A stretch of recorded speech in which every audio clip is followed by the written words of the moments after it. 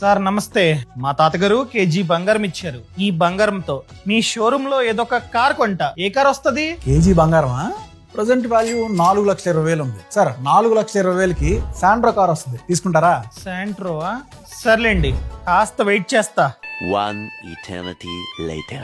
Sir ఇప్పుడు ఈ KG బంగారానికి ఏ కార్ వస్తది? ప్రజెంట్ గోల్డ్ రేట్ బాగా పెరిగిపోయింది సార్. కేజీ బంగారం ధర ఇప్పుడు 18,40,000 ఉంది. 18,40,000కి మీకు హోండా సిటీ కార్ వచ్చింది, తీసుకుంటారా? సర్లేండి, కాస్త వెయిట్ చేస్తా.